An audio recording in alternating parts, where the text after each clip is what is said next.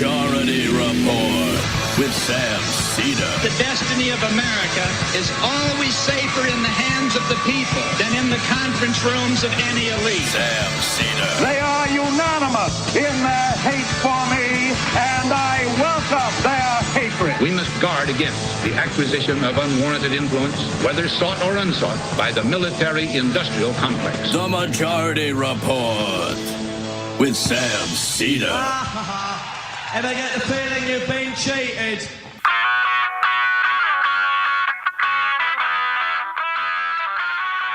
It is Thursday, July 10th, 2025. My name is Emma Vigeland, in for Sam Seder, and this is the 5-time award-winning Majority Report.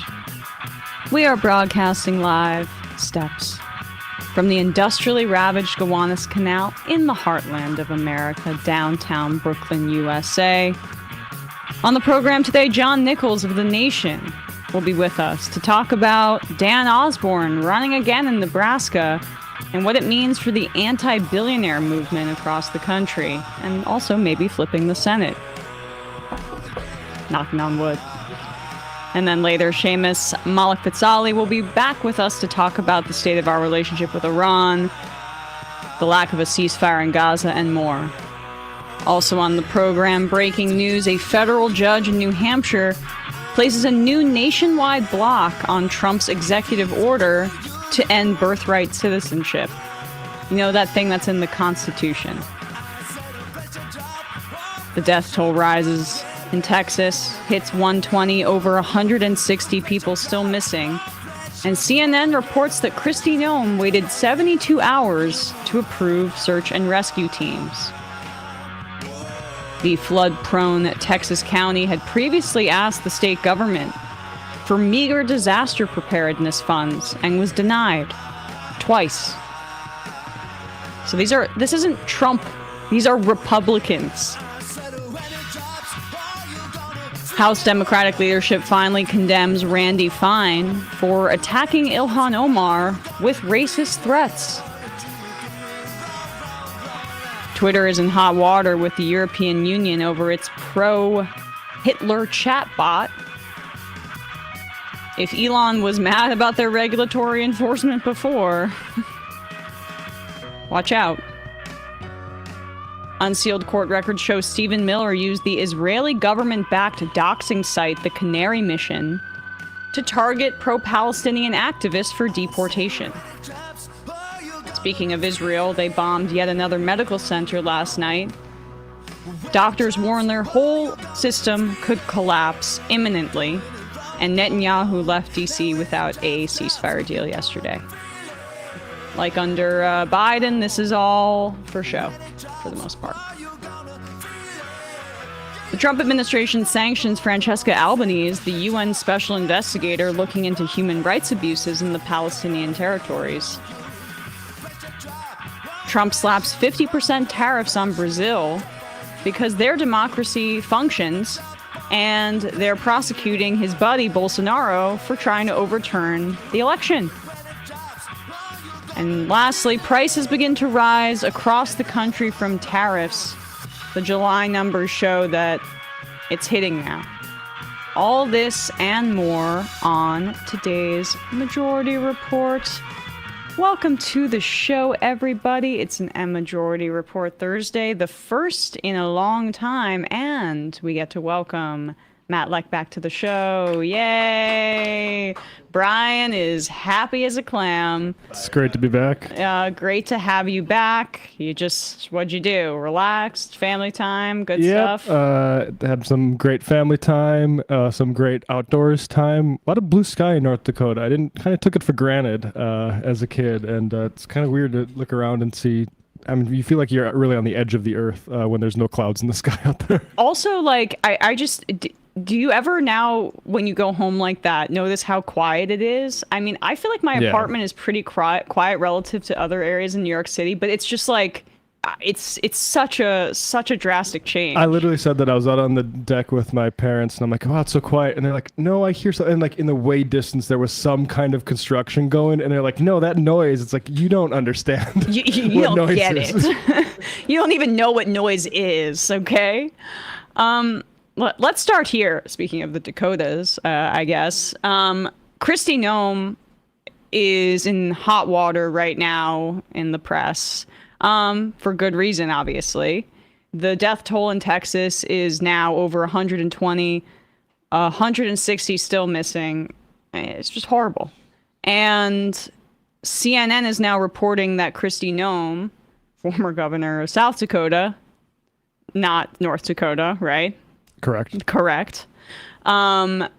She oversees FEMA as a part of her her role as Homeland Security head, and she implemented this rule that any grant that is over $100,000, which for the federal government is a significant majority of the grants, requires her personal sign-off.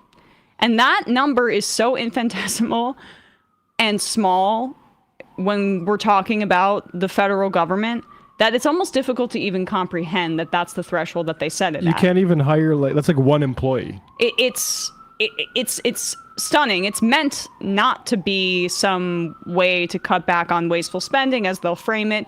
It's a way to slow the government down to a halt so that it actually just cannot function anymore, which is what Republicans want. Yeah, they say they're against bureaucracy, but actually they love it when they can impose austerity with it. Including, these Medicaid cuts, it is much cheaper to just keep people with their health care, the 17 million people that are going to lose their health care because of this horrific bill. It's cheaper to keep people on their health care than it is going to be to implement the work requirements that they say are now necessary. And kicking people off is costly in and of itself. This is about immiseration. This is about increasing the desperation of a population so that capitalists can have more leverage over them. It's the same thing when we're talking about immigration. If you're afraid of deportation, you are more likely to be an employee that shuts up and says nothing about harassment or wage theft, what have you. It's the same thing with Medicaid, which is not a cash payment. It is health insurance. You can't pawn your Medicaid card for cash or drugs or whatever they're talking about, just the same as you can't pawn your Anthem or your United Healthcare card when you get it from a private insurer. So I'm a bit afield of what we want to talk about here, but it's just all a part of the same thing. And the National Weather Service reports are indicating that it largely did its job. They did send out alerts, even with the vacancies and the austerity. It's a testament to these career bureaucrats that the Republicans hate, that they're able to even function. Our agencies are even able to function with the amount of disruption that has occurred. And for now. Right. For now. And even still, the federal government, as I'm about to, as I'm discussing here with Kristi Noem, is completely a part of the failure and a huge reason why the response time has been so poor. But it's also the local Republican Party in Texas. County records basically show that Kerr County, this area of Texas that is frequently affected by flooding, asked the state government in Texas in 2017 for $1 million in a federal grant that would be for hazard mitigation, and they were denied that. Again, $1 million for a big state like Texas is nothing.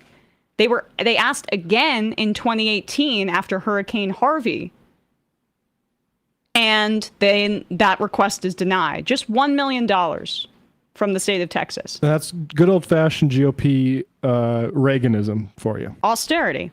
But back to Kristi Noem here. Here she is this morning on Fox and Friends, and they ask her about that CNN report showing that the response was delayed by 72 hours because of this stupid rule that she had to personally sign off on anything over $100,000. Here's her response.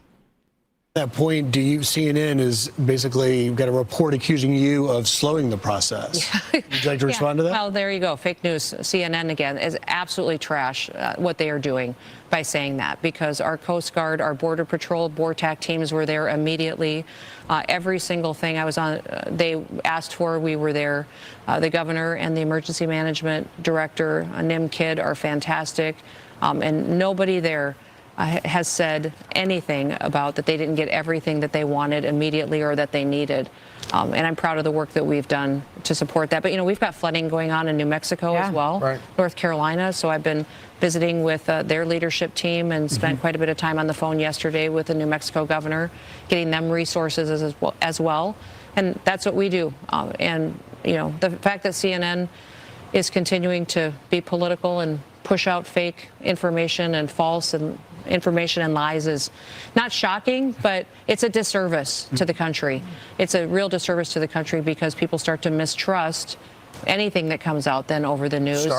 And then, well, that's true. Yeah. But they just don't trust anybody anymore. And that's not the kind of country. Certainly we are praying. Certainly we're praying. I mean, come on. That wasn't a denial, by the way. I don't know if you noticed that. She went straight to the first responders. She ran directly behind them. Just like Trump just did with Epstein, right? Yeah. When he was being cornered about the Epstein cover-up, he was like, won't you think of the children? We got Texas. Oh, I'm sorry. I forgot about Donald Trump's humanitarian impulses. I didn't mean to take the focus away from that. He was acting like Bernie Sanders when they tried to get him to talk about some drama, and he's like, I want to focus on the real issues affecting the American public here, okay? It's true. They go back to their stump speech, and their stump speech is actually everyone's lying to you except me, and don't trust anything you hear from the media. Right. But it's going to be a little bit difficult for them to avoid this for this long, especially as it keeps going, and they can't just throw Biden's name out there, which is Trump's latest tactic. This is under his watch, and he's supposed to be the strong man across all of this, but yet passing the buck is what he does best. Drop Site 2 days ago, Ryan Graham, Jessica Burbank had an article here that I think is quite relevant, where you see how DHS is being run and what their priorities are. FEMA falls under the Department of Homeland Security, but they're a little bit more concerned about funding the concentration camps that they're building down in Florida, specifically Alligator Alcatraz. The Drop Site reports the federal detention facility in Florida, officially named Alligator Alcatraz, is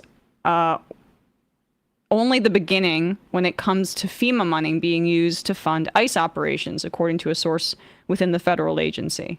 The new program, dubbed the ICE Grant by FEMA employees, means that millions in grant funds intended for shelters and facilities for non-citizen migrants may now be redirected toward detention centers and whatever else ICE decides.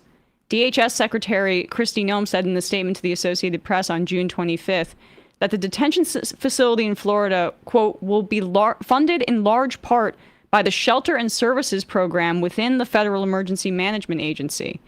The Alligator Alcatraz facility will cost $245 per bed daily, or $450 million per year, one U.S. official told the AP. But boondoggle. Internal FEMA documents, however, put the total grant awarded to the Florida Division of Emergency Management at $608 million. So just let's sit with that for 1 second. Kristi Noem waited 72 hours to approve necessary disaster responses because of this automatic rule that they put in place. That means that if it's any expenditure or grant over $100,000, that she needs her personal sign-off. Now, the best case scenario is that because of the rule she put in place here, she didn't understand the urgency of the request, and there might have been a backlog of requests, because that's basically every grant request that she would ever receive would be subjected to that threshold. That's the best case scenario, is that she missed it. The worst case scenario is that this is what's happening, is that essentially FEMA and their resources are being wholly allocated to the concentration and torture of migrants. I put this in sound. I'm not sure. This is a bit of an aside. We may not have it actually, and that's okay. But maybe later in the show we'll play this report out of Florida. That I don't think we have it, but it's not necessary really. It's just there was a calls made. Oh, here we go. Thank you.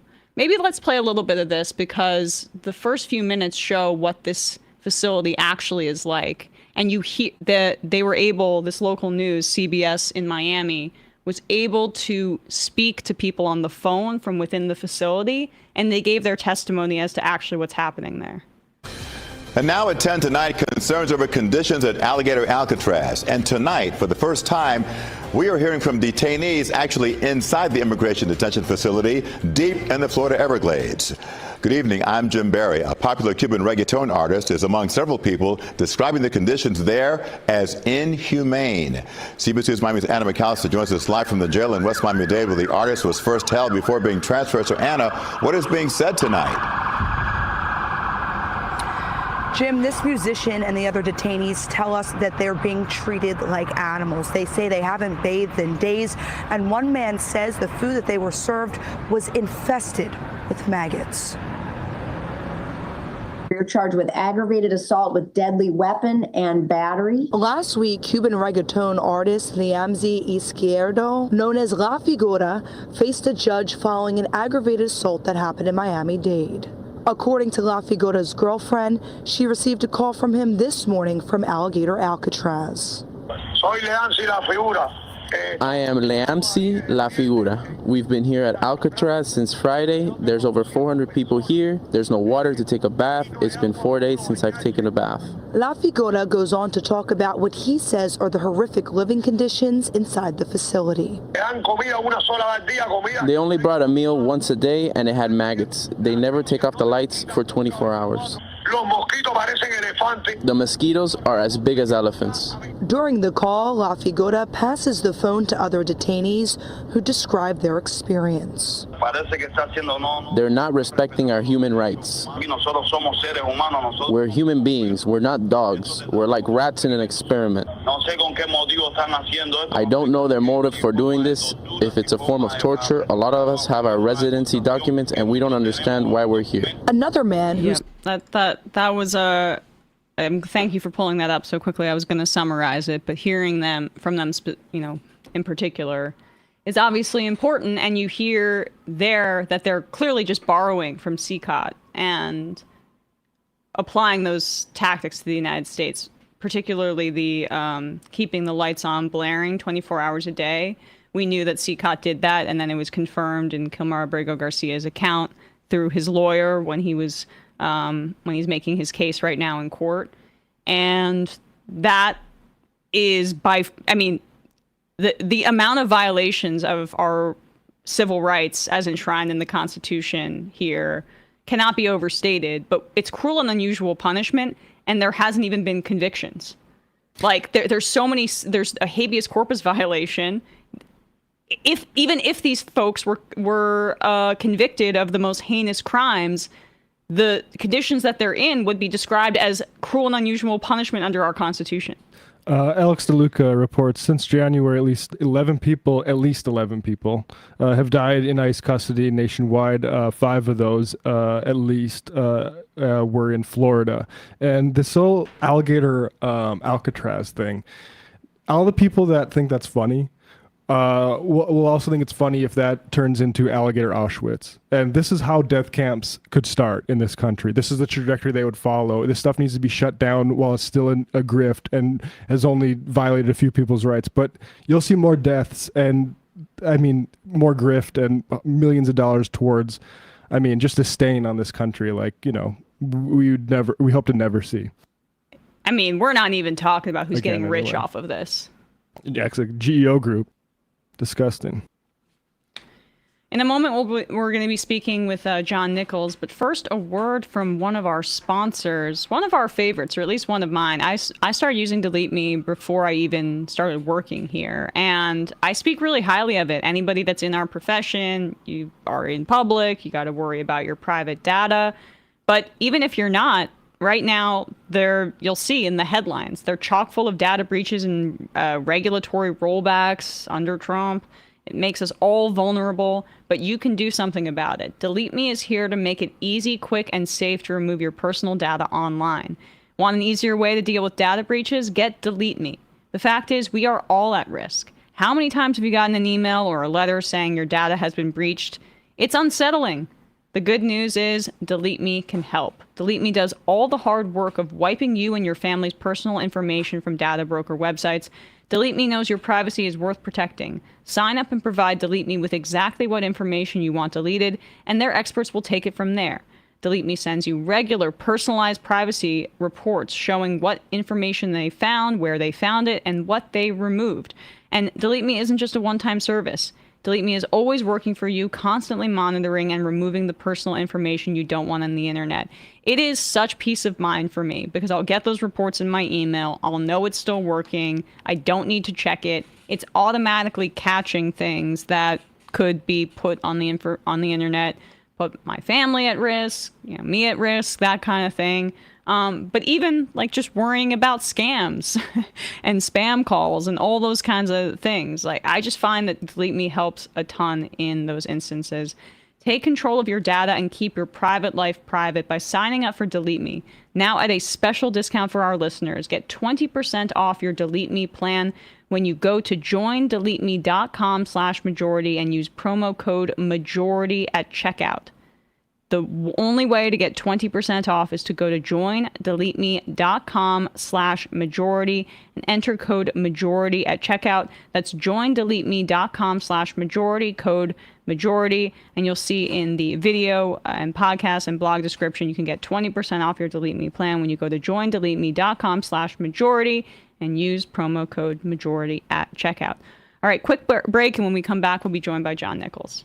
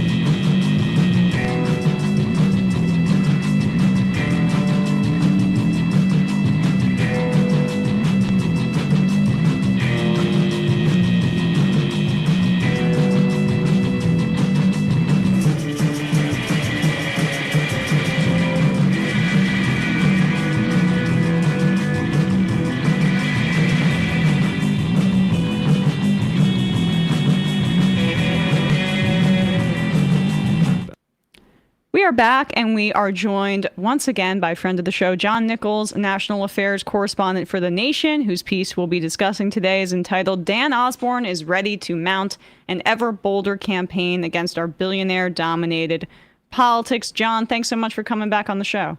It's an honor to be with you. Great to talk to you. Excited to talk to you about this news. I mean, it's relatively new, but Dan Osborn is running again earlier this week. It was kind of official. A lot of folks, after he so overperformed both expectations and Kamala Harris in the state in 2024 anticipated that this was likely to happen. But you interviewed him for The Nation. Just speak a little bit about how this came to be and what this announcement kind of means for the midterms in 2026. Well, Emma, you've probably got the most astute audience around, so I don't have to give them a lot of background on Dan Osborn. But for anybody that's tuning in, Dan Osborn is a mechanic and a steam fitter, a union leader who was at the Kellogg's plant out in Omaha and led a big strike out there. It was a vital strike at a critical time, got a lot of national attention, and he really held his own through it. He was strong. He was on a lot of TV, a lot of media, and people said, hey, you know what? You ought to get into politics. Most people are wise enough to say no, but he was interested. His dad had been a Republican county commissioner, so he had a little bit of background. He knew his way around politics a little bit, and he decided to ran in 2024, determined that the way to do it was as an independent populist, and particularly an economic populist. Got 47% of the vote for the U.S. Senate, which was incredible, running way ahead of the ticket, the national ticket in the state of Nebraska, but also significantly running ahead of other Democrats or other figures. Remember, Osborn an independent, but running ahead of Democrats who were challenging Republican senators in other states. And that's sort of the critical thing. It's like the Democratic Party is always looking for ways to win. Progressives are looking for ways to win. And what Osborn said is, look, I have to do this on my own. I've got to do this as a genuine independent. If I do, it can work, and I can deliver a progressive populist economic message. And lo and behold, it did. He did very, very well.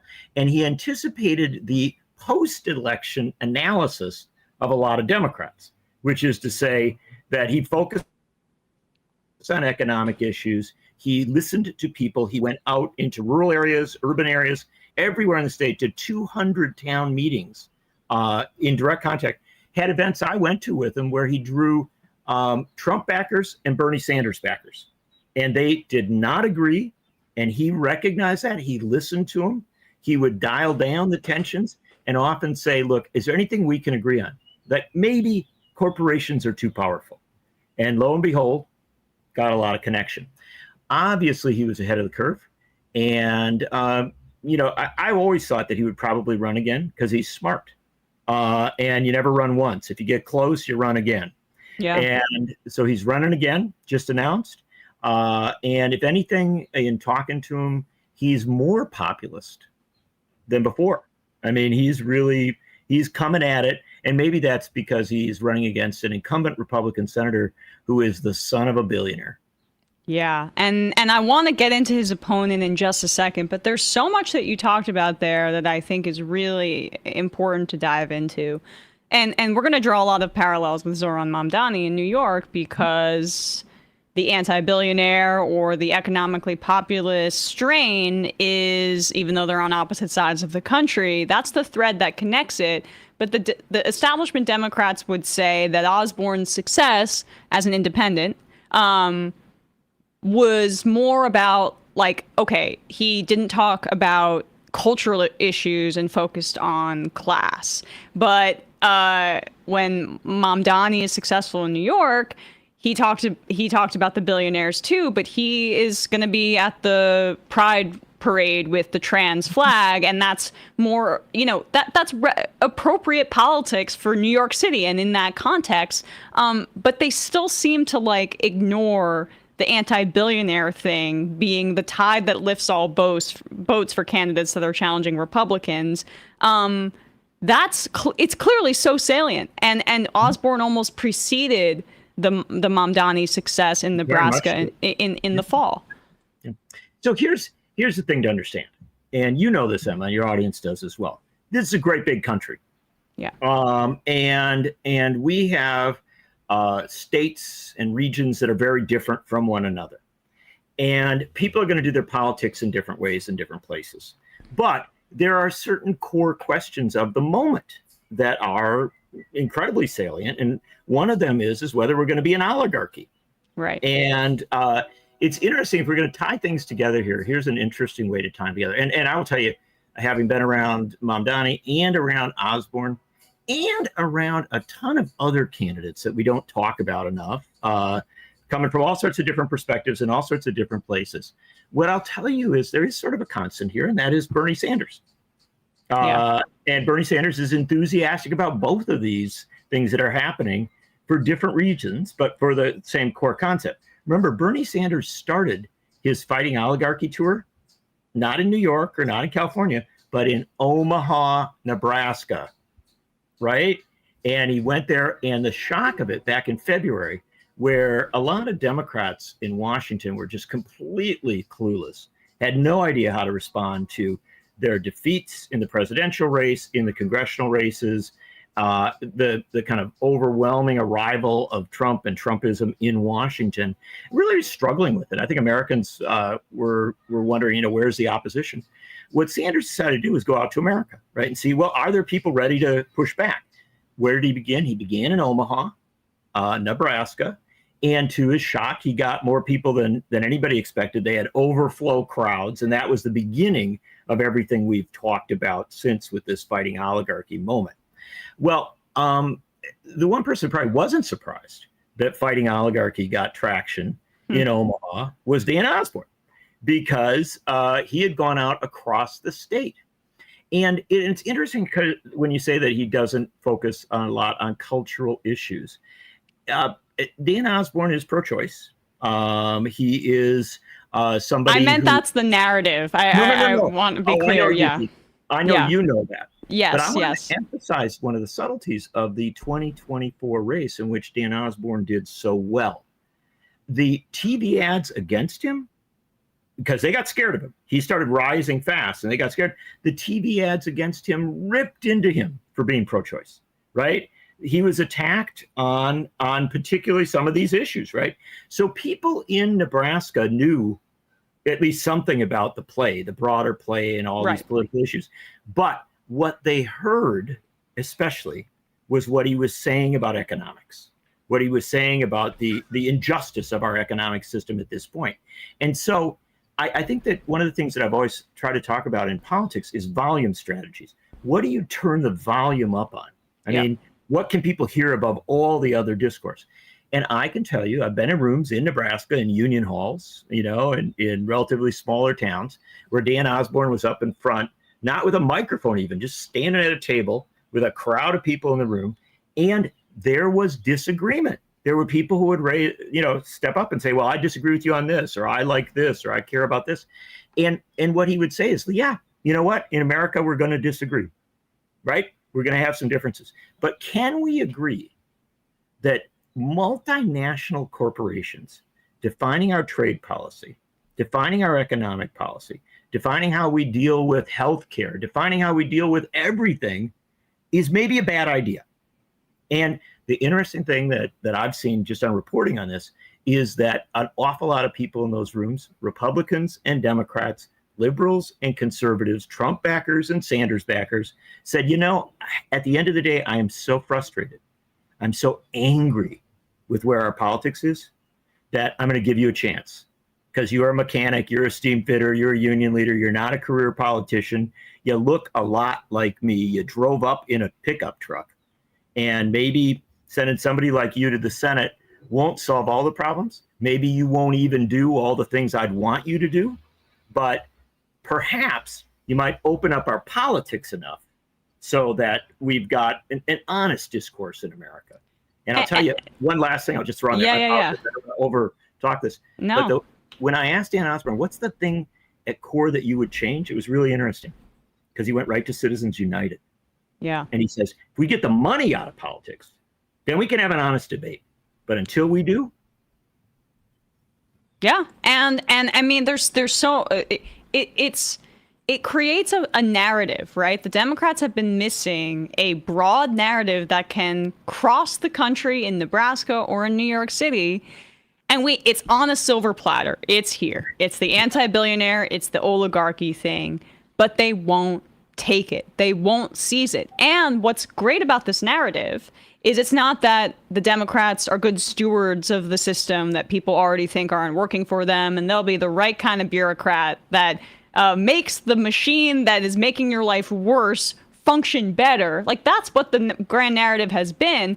They're avoiding this, and they're taking it as like, oh, well, he avoided this issue that it doesn't poll test well, or he didn't go on. He was maybe a little bit more hawkish on the border than other Democrats, and like, let's move in that direction, as opposed to the obvious in your face, like, emphasis on one thing. Because here's the thing about polling is we see how like gun control polls across the country, 80%, 90%, other thing, even things like money in politics polls very well.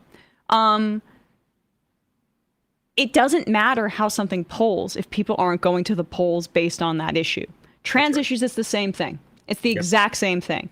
But something that people would go to the polls for would be somebody that says, I'm going to tax billionaires and make your life better by going after them. And it's right there. And there's so many national Democrats who refuse to recognize it. It's totally true. It's kind of a nightmare. It's kind of like a surreal situation. Yes. And again, I will emphasize to you, Dan Osborn is not a Democrat. Right. This is a big deal to understand.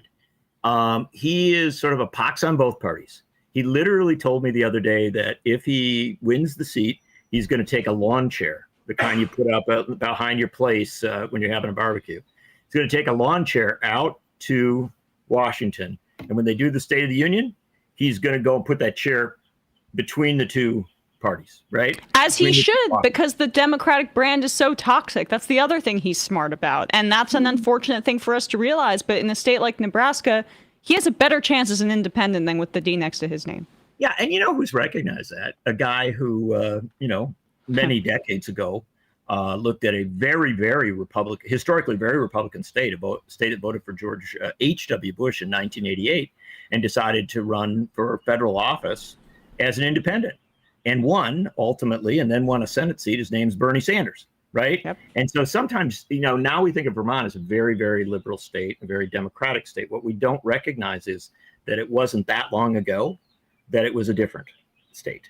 And so sometimes you find your way in as an independent. Where you end up, well, that's an open question, right? And I'm not here to tell you what Dan Osborn will ultimately do politically. That's have him on. He'd probably come on and love to talk to you. We would love to. Yeah. But what I will tell you is this: in talking to him a lot, I can tell you that he goes deeper than a lot of our political strategists and pollsters do.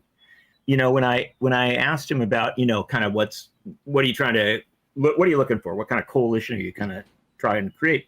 He went back to 1900, the early 1900s. And he said, there were populist movements in the 1890s, early 1900s that brought together folks who thought they were Democrats, thought they were Republicans, thought they were a lot of things, and said, look, in this post-Civil War era, right? Maybe we need to open up to understand that a lot's changing. We're moving into we're in an industrial revolution. There's a lot of stuff going on. Maybe the politics of the past isn't sufficient for where we're at. And so a lot of people in Nebraska actually supported that. Nebraska was once a very progressive populist state, sent George Norris to the Senate, et cetera. And so Osborn is exploring this, and he really is, a working class guy. And that's part of his huge appeal. But another part of his appeal is he's thought long and hard. When you're driving across Nebraska, it's a long way. You're going out to western Nebraska. You're in that truck for a long time. You can either listen to the radio or whatever, or you can think. And I think that he has thought a lot about what that next politics is. And the truth of the matter is that a Republican Party of Donald Trump and Elon Musk is not going to be home to that next politics, right? They have chosen oligarchy. They've chosen the billionaire class. Josh Hawley's just doing a performance with the populism thing. Osborn recognizes there's no home for it in that party. I think that's right. Although, look, even Hawley, you dislike him as you may, he's smart enough to recognize that it's not bad to talk about that. Right. And I just like him writing that op-ed about Save Medicaid and then voting for the bill that destroys Medicaid. Like, I mean, I'm just sick of rehabilitating this asshole. But anyway, yeah. But so what we can accept is there's not a place in the Republican Party for this. Right. But the question is whether there's a place in the Democratic Party for it. What Osborn has determined is that people in Nebraska don't think so, right? Or they don't see it sufficiently. Now, there's Jane Cleave and other people who are out there, some really good folks are trying to rebuild the Democratic Party out there. And I give them credit for that, right? There's a lot of, there's a lot of different entry points, a lot of people trying to come at this in different ways. But Osborn is going to do an experiment, basically, and is going to say, look, is there a space for a next politics? And if there is, can you build a coalition sufficient to beat a member of one of the wealthiest families in America? A guy who literally engineered his own appointment to the Senate. That's Pete Ricketts. Can you beat this guy who literally has unlimited money, unlimited access to power, with a coalition of people who maybe don't even identify ideologically, but who are frustrated and upset with where America is headed? If he does that, very up for grabs, we don't know where this election will go, but if he pulls that off, then the message for the Democratic Party is there's some obvious North Stars out there that you ought to be looking at, right? I mean, I wish they would. It seems obvious to everybody, but they're financially invested in in putting the blinders on, and that's, I guess, where I would love to kind of maybe wrap here with you, John, is just this. When you mentioned the Nebraska Democratic Party, it's a dance, right? Because Osborn doesn't want to be associated with the brand of the Democratic Party because it would be bad for him electorally, and that makes total sense. But it occurs to me that it might not be as much of an albatross in 26 as it was in 2024, coming off the Biden administration and with the Harris campaign just being so feckless down the stretch, and the backlash to the explicitly pro-billionaire agenda of the Republicans might make it so that, like, they're going to run ads saying he's secretly a Democrat, the Democratic Party's working on his behalf, and, like, they want him to win. That's true. But maybe those attacks don't land in the same way they would have 2 years prior because of the conditions I'm describing. You've laid a lot of important stuff out here, so let's do it. Let's go through it quickly. First, the Nebraska Democratic Party, which I've looked at pretty seriously, as I do at these parties all over the country, is sort of in the forefront, trying to do it better. And I think they are some pretty creative people there, and led by their chair, and so I don't think it's about the Nebraska Democratic Party, right? Right. This is about the national party and the image of the national party and where that's headed. That's a complex issue, but we know that it has often been demonized in advertising, and there's all sorts of strategies related to that. Will it be different in 2026? Of course it will be different. Look at 2018, which was the first midterm of Trump's first term. People were shocked by how well Democrats did. They won governorships, they won Senate seats, they won House seats at sort of an amazing level. They actually stole the Trump agenda, in that midterm election. So yes, there was a shift. And will there be a similar shift in 2026? I think it is very possible. However, the one counsel I'll give you is, how big a shift is it, right? Is it sufficient to really kind of alter the direction? Now, we saw that in the spring in Wisconsin when we had the state Supreme Court race. And Elon Musk came in and tried to spend $25 million to flip the race to the Trump conservative candidate. The reaction against that was overwhelming. The total for the progressive candidate in that Supreme Court race went through the roof. Counties shifted all over the place. Now, that was a nonpartisan race. It wasn't Democrat versus Republican. It was a nonpartisan race. And so you had this sort of real-time evidence that, boy, if you've got an identity in the race of you're running against oligarchy, you're running against the billionaire class, and somebody like Musk or even Trump makes that super clear, I think possibilities open up all over the place. But the last thing I'll leave you with is, when Democrats kind of pull the brake on that, when they're overly cautious, when they're not too blunt because they may be flying out to someplace to have a dinner with donors the next day, right? They undermine the possibility. So you're absolutely right. 2026 is going to be different, but how different? That's the question. Question. That's the question. Yep, absolutely. John Nichols, I could talk to you about this for forever, but appreciate your time today. Everybody check out The Nation if you aren't already reading it.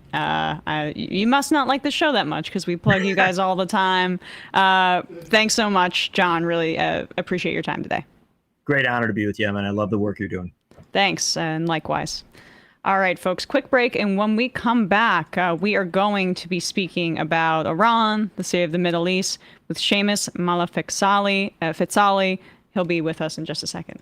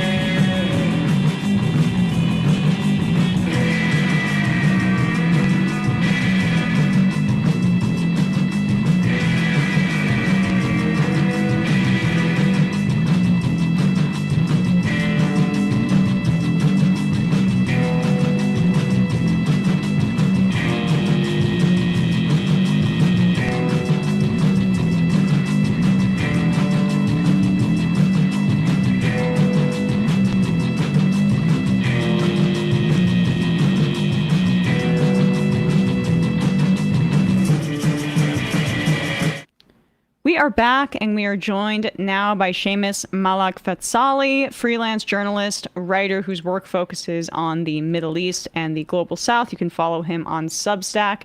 Séamus, thanks so much for coming back on the show. My pleasure. I wanted to talk to you a bit about the state of the talks with Iran, and especially after the United States bombed Iran, backed up Israel in its offensive belligerence in Iran, killing hundreds. Maybe let's take a step back, and if you don't mind recapping a bit what the chain of events has been over the past 6 weeks or so with this escalation in tensions. I mean, Iran and the United States were in nuclear negotiations in Oman, in direct negotiations. And apparently throughout the entirety of that, there was apparently very good progress. All these different roadblocks had been overturned, and there was a real chance of a deal. And that all turned out to be total deceit. The United States really hammered in the idea that they would accept nothing else than zero nuclear enrichment, period. There were a bunch of different ways that they went about attempting to finagle some sort of I don't even know what we would call it. I mean they talked about, well, Iran would have a right to nuclear enrichment, but they wouldn't actually be able to enrich anything. They could enrich the uranium in a different country, and then they could have it sent back to Iran. All kinds of different ways to get around the most obvious sovereign right they had. And when Iran did not back down on that, Israel launched the war, saying that Iran was, days away from being able to construct 10 nuclear weapons. As you said, nearly which is insane. They were at 60% enrichment, right? At that time, is what that which might be an overemphasis, but that's what the Western press was saying. They would have needed 90% enrichment to do that. There was no imminent threat, but of course, that's like what the threadbare lie that they're relying on here. Exactly. I mean, this thing, they've been talking about Iran being a week, a month, hours away from a nuclear weapon for, I mean, as long as I've been alive, practically. It's been that in the narrative, in the general narrative. But now, of course, they had to act. It was a preemptive strike, yada, yada, yada. And because of that, almost 1,000 Iranians were killed. People are still missing under the rubble. And now the war has very suddenly come to an end after the United States came in, struck Fordo and Natanz with bunker busters in a massive escalation. Iran retaliated by bombing a U.S. base in Qatar near Doha. Although telegraphed it to Trump, which he then bragged about in public, which is very non-traditional, but yeah. Yeah, telegraphed, I mean, symbolic in the sense that it was the same number of bunker busters. Yeah, it was symbolic and it allowed... It just shows how reasonable Iran is being throughout this entire process of belligerence by Israel and the United States. And the reasonability thing is leading to this situation where this war could easily break out again, in that now that there's a ceasefire, a very sudden ceasefire, Iran is still talking about, well, maybe we could go back to the negotiating table if the United States gives us guarantees that it won't strike again. But the idea that the United States could give any sort of solid guarantee is gone completely out the window. I mean, Witkoff is again leading these negotiations, these proposed negotiations, and now they're asking for the sky. Even more so than they were last time. Now it's not only no nuclear enrichment. Now Netanyahu wants a complete abolition of their ballistic missile production, non-nuclear, just their ballistic missiles. Never, ever going to happen. That's a poison pill. Yeah, poison pill. I mean, you're essentially saying that a regional power has no right to self-defense. Yeah. And additionally, they're also saying that Trump apparently wants a full-fledged peace deal with the Islamic Republic. Similar to, I guess, the Abraham Accords, but with the United States, which is absolutely never going to happen. And so they're proposing all these different things that are going to be increasingly unpalatable to the Islamic Republic's leadership. And yet the Iranian state, the president, are kind of continuing to act like, oh, well, maybe there's something that can be done. And it's leading to a lot of different discord. I mean, the Tucker Carlson interview that just occurred, President Masoud Pezeshkian spoke to Carlson and was like, hey, we're still willing to talk to the United States if, there are all these guarantees that are willing to be provided. And when that interview came about, something like 30 conservative MPs just published a letter where they took the president to task and were like, hey, you're projecting a lot of weakness here, needlessly. And it would really be appreciated if you didn't do that to an American journalist. It's enabling the hardliners. Yeah, I'm sorry, Séamus. Yeah. No. It's enabling hardliners. We're going back to this. We saw this again with Gaza, with Lebanon, and now with Iran, where we can't get out of this pattern that we're in, where we kind of have to pretend that we can still trust American and Israeli guarantees if they can come to some sort of amicable solution. But that period is over. Absolutely. And I want to play that exchange that you're referring to. This is part 2 that Séamus just referenced, when Tucker Carlson... Some of these questions are good. Like, it's crazy to say that, but it was a good get for him to get this interview, and he asked some relevant things.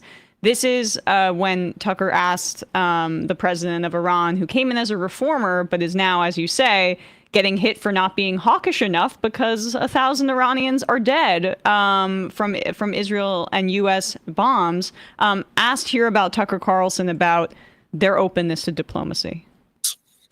Do you have plans to re-enter negotiations with the United States, with Envoy Steve Witkoff or anyone else? And if not, what do you think will happen? We see no problem in re-entering the negotiations.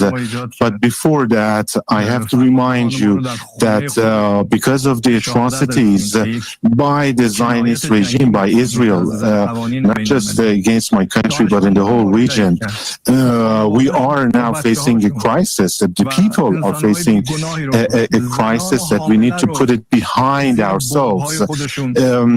Our commanders were off duty. They were spending the night at their homes with their families, but they were killed. And this is considered a war crime according to the international law, because they were off duty, as I said. Or our scientists were also killed and assassinated along with their families and their wives and their children. They were also killed. Pregnant women, children, they were killed in the atrocities, in the attacks of the Israeli regime. Just because they wanted to kill one single person, they had to demolish and destroy a whole building. And as a result of this, a lot of innocent people were killed. A lot of people were killed. And as I said, there is this crisis that we have to put it behind ourselves. And there is a condition, there is a provision for the restarting the talks. How are we going to trust the United States again? We re-enter the negotiations. Then how can we know for sure that in the middle of the talks, the Israeli regime will not be given the permission again to attack us? That is an excellent question, but you're, Séamus, across some of the Iranian domestic reaction to this. Can you both expand on his comments and how they're being perceived internally in Iran, which you touched on earlier, but just if you could expand on it. I mean, when Pezeshkian was running for president, there was a big criticism from the conservative camp who were backing Saeed Jalili, who was a nuclear negotiator who was once criticized as a failure, but now has a much warmer reputation after the myriad betrayals by the American negotiating team. The criticism was that continuing to emphasize the importance of negotiations, that engaging with the West was placing Iran in a weak position, that it was pursuing a failed strategy, and that this would eventually come to bite the country in the back in the future. And now, I mean, the response that I've seen from the conservative media has broadly been, I mean, why are we still doing this? Why is the foreign minister still talking about potentially going back to the negotiating table? Why is the president talking about potentially negotiating with the Americans? I mean, that phrase about like putting this crisis behind us, it's like we haven't gotten. They're critical of why. I mean, one thing I should say is that when the ceasefire was declared, very suddenly, in the middle of the night, there was this lack of belief that this was possible. The tone in the conservative media on state television in Iran was that discussing a ceasefire when Israel was attacking so severely, so violently, would be treasonous, that Iran had the upper hand, that it needed to follow the Houthi model of striking 10 times harder than the Americans were striking. All of the mood was that it needed to expand. Like, we're in the existential war right now that has always been promised, and we need to act like it. And then when that ceasefire suddenly happens, everybody's just kind of bewildered and is wondering, where do we go from here? Where does this all go? Especially because the reports are, we don't get accurate information about casualties out of Israel. We just don't, because they always are trying to project strength. But from what we've heard, the Iranian strikes, it punctured the Iron Dome, right? And Israel was in a weak position. So there's speculation that the ceasefire that was so rushed was like Trump pushing it over the ceasefire, I'm putting in quotes, pushed over the finish line here because Israel was suffering losses. And so if you're a hawk within Iran, and I know we talk about Iran here domestically as if they don't have their own conservatives and liberals and hawks and doves and like their own political system. But if you're a hawk in Iran, you're going to say, why did we stop here? And what did we even gain out of this? Yeah, and I mean, the thing you're talking about with Israel taking losses, there were people talking about that if this were to go further, if this were to go into another week or two, another few weeks, that Israel would have seen much more devastating effects from the fact that they were running out of interceptor missiles. Now, America can supply those, and that's still a major concern, but they were reaching that bottleneck. And now that there is a ceasefire, I mean, I follow reformist figures, I follow reformist journalists inside Iran, and even though they're obviously happy that they're not getting bombed every single day by the Israeli Air Force, we've seen what happens with ceasefires in Gaza and in Lebanon. Even during those periods of relative peace, I mean, there were still daily strikes. There's still daily strikes in Lebanon, in southern Lebanon. Israeli troops kept moving in southern Lebanon just yesterday. And now Israel is talking about striking Iran again to keep it in compliance with the ceasefire if it moves to reconstruct the nuclear program. So the concern that was raised at that time was like, okay, we've lost the ladder of escalation here, and now we're forced back into a reactive position. I mean, this has been a really devastating war. I mean, hundreds of people have died, nearly 1,000 people have died, but this situation might be worse after this. It might be a situation that we can't easily get ourselves out of, and that's a real concern. The incentive is for Iran to make a nuclear weapon. That's what they're basically. I think that Israel and the United States would be okay with that outcome if it is pursued. But if it's achieved, then there's a level of deterrence that Iran didn't previously possess. And that's probably what the hardliners are saying, right? Like, what can we do to prevent ourselves from being bombed when the U.S. is not engaging in negotiations in good faith, and maybe even was engaging in negotiations with us as some sort of stalling tactic to put their defenses down so that Israel could bomb? The internal conversations with Iran should be like, well, what other deterrent do we have except for creating our own nuclear weapon? I mean, when the war was happening, there were members of parliament who were on television practically begging the supreme leader to construct a nuclear weapon, to remove his fatwa against nuclear weapons. There were protests in the streets, demonstrations, people were chanting for an atomic bomb. There is a real sense of, like, in the public discourse in a way that it really wasn't beforehand, even if it had been trending that way, but it suddenly just explodes onto the scene. If we're being accused of constantly having a nuclear weapon, if we're doing all these symbolic retaliations, why on earth don't we have this? The primary roadblock to that, though, is that, okay, you have the state television, you have the media, you have members of parliament, but then you have the military leadership and then the supreme leader. And those individuals are not publicly saying that they want a nuclear weapon. They're even warning against this, calls for this in the media. Mohsen Rezai, a major general, IRGC major general, went on TV and said there were no plans to change that doctrine. The president, Pezeshkian, also said that there would be no chance that they're going to make a nuclear weapon. That as long as the Supreme Leader Khamenei is still alive, and that could be, years and years, if there is no Israeli assassination strike, which they have threatened, I mean, then that could continue to be the case. They're insisting on this sort of moral stand against being as bad as their enemies, like Iraq under Saddam Hussein, like America. And in the end, I mean, what's the effect of that? They have no deterrence, like you're talking about. Right, especially when the details of the JCPOA were so favorable to the United States, under 4% enrichment. I mean, this is clearly civilian usage. And now there's this, not just a level of mistrust that has been, deep mistrust that has been exacerbated by the events of the past 10 years since Trump withdrew from the Iran nuclear deal that was working. It also, oh shoot, I lost my train of thought a little bit. But it shows a level of mistrust on that front. But it also, here's what I meant to say.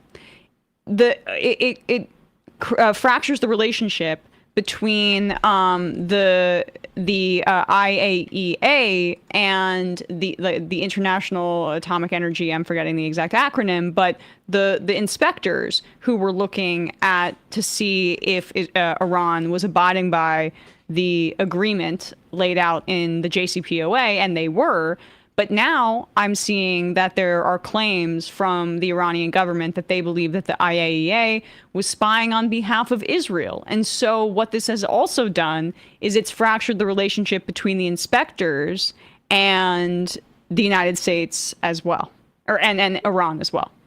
Yeah, I mean, there was a vote in Parliament that was virtually unanimous to stop cooperating with the IAEA.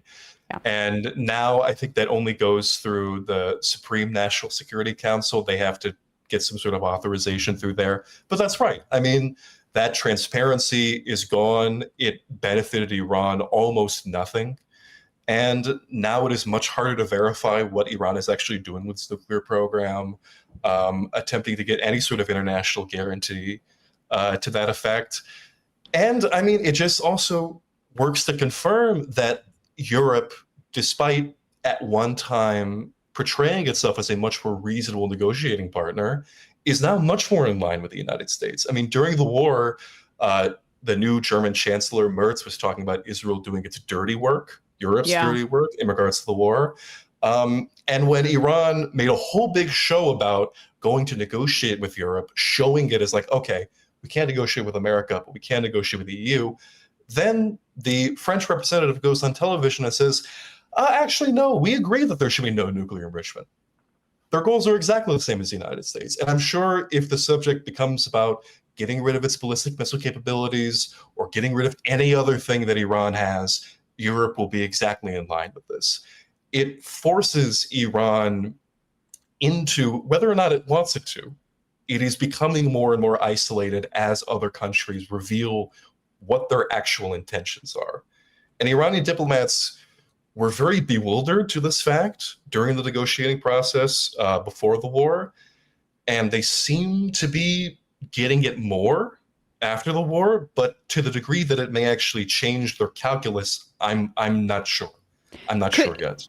Could it change their relationship with China, where they're maybe more open than they had been previously? And it might have been smarter for them to engage in China and buy Chinese weapons more so than they had been, honestly, given the lack of good faith, to put it mildly, by Europe and the United States and, of course, Israel.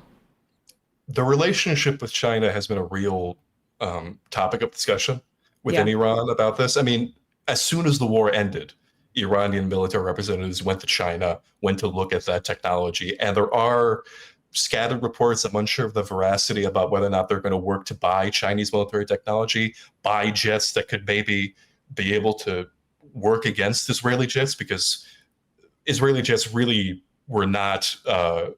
Iranian jets were not a problem for the Israeli jets during the course of the war because they're so outdated. But to the degree that, I mean, I think some people were expecting that China would really step in and defend Iran against the war. And that flurry of, I guess, a feeling of betrayal or wondering if like a relationship can be forged with China where that can take place, I think it's a bit misguided. It can't get to the extent that like America has with Israel, that sort of alliance. I mean, definitely not. And China's also not interested in overextending itself in the ways that the United States is militarily. It's not in their interest, but they do want to they want to incur on U.S. influence in the region. And I feel like the best avenue for that is a relationship with Iran, although they do seem to want both a harmonious relationship with Saudi Arabia and Iran, given them brokering those talks over Yemen 2 years ago, which I still think is like an underreported story here about China's relationship with the Middle East. And they also want a cordial relationship with Israel. I mean, they sell military weapons to Israel, so they can't become an adversary in that way. They can't be a guarantor of Iran's security. Yeah.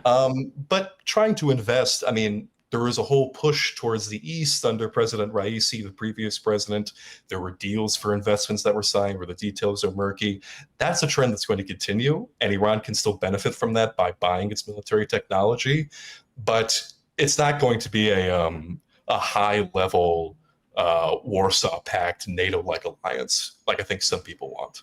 Well, for all of its talk about how it's the Chinese Communist Party, I mean, they are operating in pure capitalistic self-interest in many ways, which is just like, no one's slowing our roll in terms of our being the economic powerhouse as the United States eats itself. Why would we do what they're doing, overextending themselves militarily and neglecting their domestic technology and their population back home? So, this is just a benefit to China, if nothing else. As we kind of wrap here, Séamus, I'm wondering if you could expand a little bit on the history of the United States and it making demands of Iran's energy production and resources, and how, just tapping into how this attempt to control Iran's civilian nuclear program just must bring up so much of the pain within the Iranian population about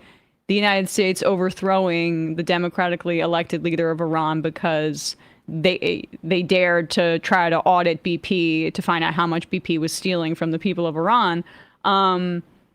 That clearly, for me, at least from the outside, that must be a connection that many people are drawing, or a history that is important for the West to understand. No, I mean, continuously, Iran's history over the past 2 centuries, 3 centuries has been larger foreign powers are taking Iranian sovereignty, and it is incumbent on Iran to take that sovereignty back by force. There's a deep connection there with the Treaty of Turkmenistan in the 19th century, where Iran was forced to give up a large amount of its territory to Russia. That's something that happened in the 19th century, but when Foreign Minister Zarif, who negotiated the original JCPOA, when he was questioned before Parliament, he was very loudly accused of negotiating a modern-day Treaty of Turkmenistan. It's that level of connection there. These historical wrongs are all connected, and they're continuous, and they're never ending. So giving away Iranian sovereignty in any way, shape, or form is obviously, it's a pretty big taboo. In any country, but in Iran in particular. So the idea that Iran could give up and always emphasize as a civilian nuclear program. Nuclear scientists have continuously said, we would love to be able to build a nuclear weapon, but Khamenei has stringently always said we couldn't do that, so we never did it. And even though it was civilian, even though they made those deals, even though they constantly were transparent with international observers, the United States continuously, from the moment that nuclear program was revealed in the early 2000s, have attempted to get rid of it, put controls on it, essentially that the Iran would be placed under some sort of international protectorate, that it couldn't be trusted with nuclear power. And in the past, with Libya, for example, the idea was that, okay, this is a country with a nuclear program, but it's willingly giving it up. And it shows that, hey, this is a path that's maybe fruitful for you. Iran, maybe you could do something like this and you can re-engage with the West. And there was a popular perception that Iran could maybe one day engage with the West. And then what happened in both these cases? Libya, its government was overthrown, NATO intervened, and now it's a complete failed state. Nothing operates. It's a basket case. And in Iran's case, Netanyahu is openly still using the Libya model as a model for Iran in the future. It's not just about the nuclear power, the concern about it, that long-standing concern for the past 20 years. That has always been a cover for wanting regime change, wanting chaos, wanting the country to essentially fall apart. When the ceasefire negotiations were happening, one of the American negotiators was quoted in Axios saying that, like, essentially paraphrasing, when will the Iranians understand that they might not have a country if they don't agree to this? Like, that's the level of what they want, essentially. I mean, Iran, it's just, all right, just to rant for a second. Iran is like in the cradle of civilization and has such a rich historical history that this little ass, teenage angsty teen country over here in the United States can't even dream of having like the ancient, rich history that Iran does. I mean, give me a break here. You won't have a country? The arrogance of this. Iranian history is rich and storied, and we don't get to just like come in there and change the makeup of this entire nation because what? Because Israel wants it? Like, there's no recognition that people in Iran are gonna have the obvious reaction that they need, the rational reaction that they're not gonna just accept Israel's like hand-picked person to lead their country because of all the history that came before it of the hatred between the Zionist project and, of course, Iran and the belligerence that the United States and Israel have engaged in. No, I mean, Israel, from the beginning of the war, Netanyahu goes on TV in English, mind you, and attempts to speak to the Iranian people and use Iranian protest slogans like women, life, freedom, and is under the impression, I'm sure he doesn't actually believe this, but wants to give the impression that the Iranian people are secretly pro-Israel, pro-American, hate Islam in all of its forms, and invokes the name of Cyrus the Great. Those thousands-year-old Iranian monarchs, that these people, we used to be friends with the Jewish people. Surely we can be friends again in this proto-state that we've created that is entirely unlike the relationship that existed before.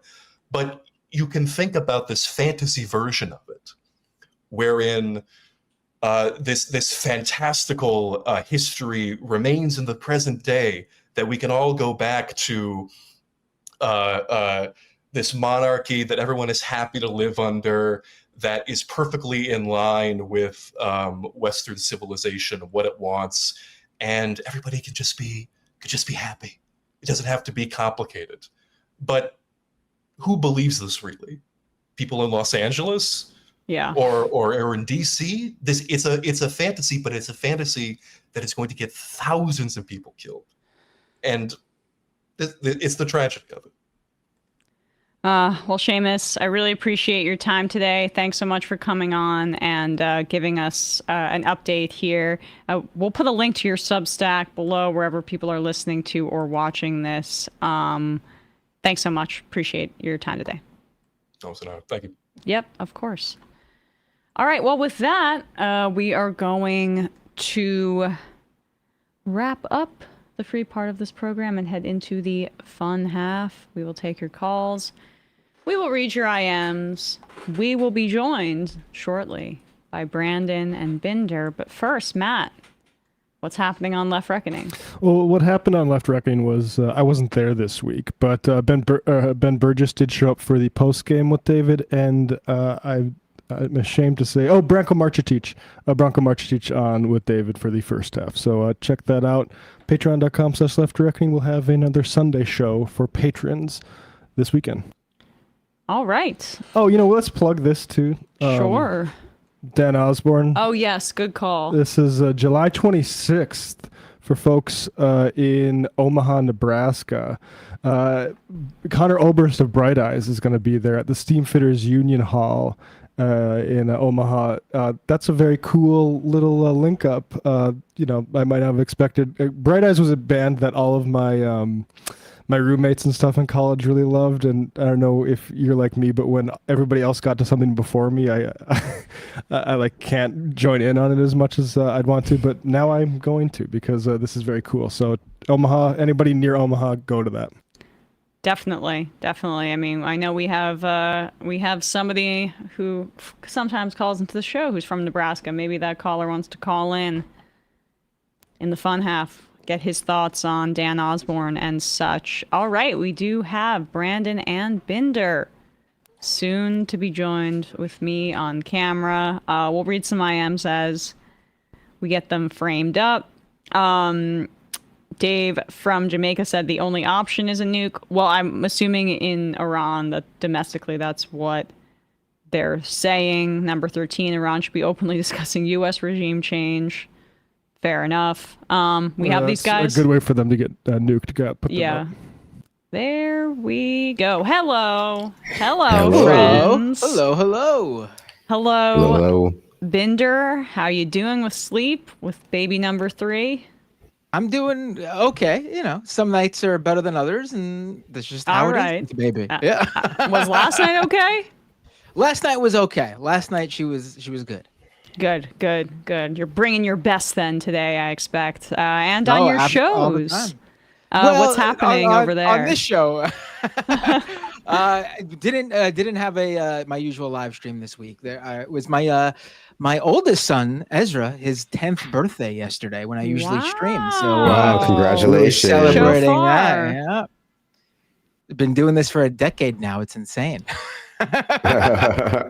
Happy 10-year birthday. Happy birthday to Ezra. Happy 10-year birthday. Thank you. I'll let him know. I'll let him know you guys did that. He'll love it. But here I am. And then tonight, Leftist Mafia at youtube.com/Matt Binder. So check it out. And also, I'm going to be officially launching my newsletter soon. So disruptionist.com. Go there. Sign up, send me your email so I could send you this stuff. It's going to be, it'll be good. I promise. We will win.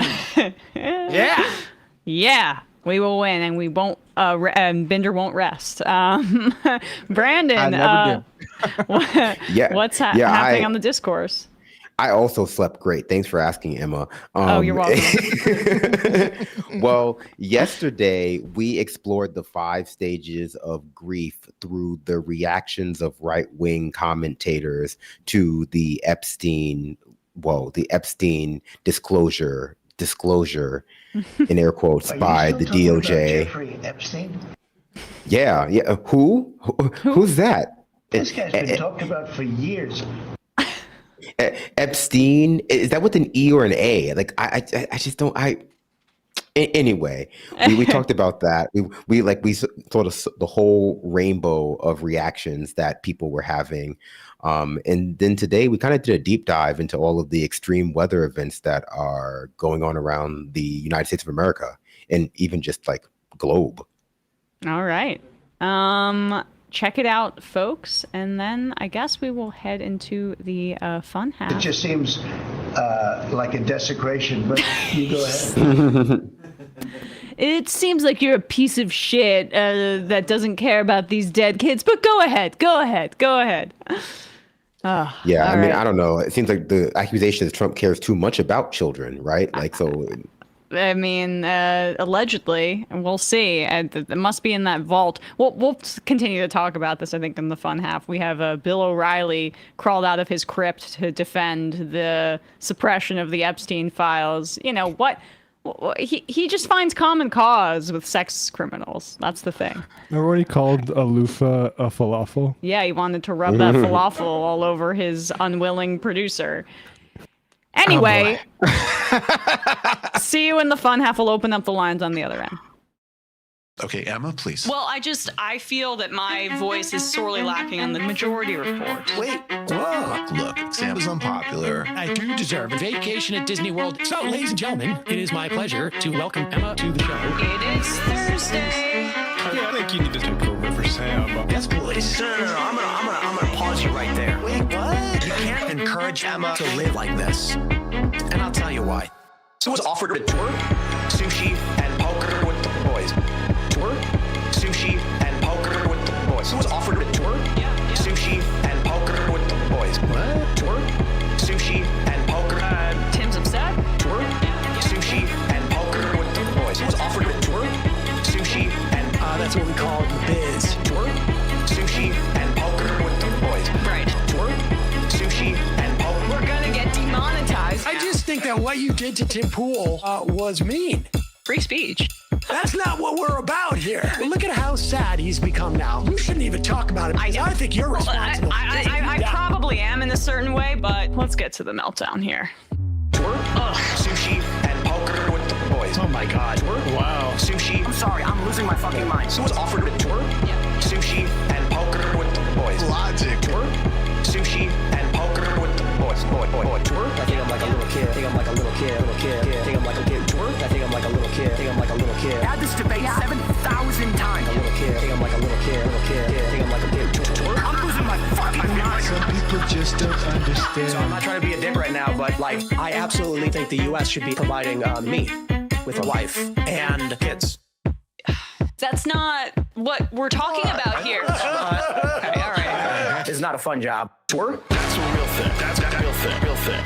Willy Wonka tour? That's a real thing. That's a real thing. Real thing. What's that offered a tour? That's a real thing. That's a real thing. Real thing. That's a real thing. That's a real thing. Real thing. What's that offered a tour? Ladies and gentlemen, Joe Rogan has done it again. That offered a tour? That's a real thing. That's poker with the boys. I think he might be blowing it out of proportion. Real thing. That's poker with the boys. That offered a tour? That's a real thing. That's poker. Let's go, Joe.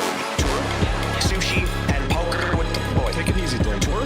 Sushi and poker. Things have really gotten out of hand.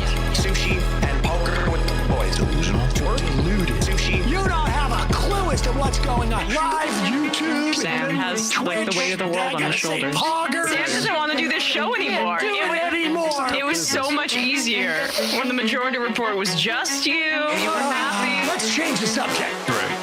Rangers and Knicks are doing great. Now shut up. You don't want people saying reckless things on your program. That's now, one of the most difficult parts about this show. This is a pro-killing podcast. I'm thinking maybe it's time we bury the hatchet. Left is best. Trump. Violet. Tour? Don't be foolish and don't fucking tweet at me and don't bitch. The way Emma has cucked all of these people, love it. That's where my heart is, so I wrote my honors thesis about it. Oh, Sorry. she wrote an honest thesis. I guess I should hand the main mic to you now. You are to the right of me on foreign policy. We already fund Israel, dude. Are you against that? That's a tougher question. I have an answer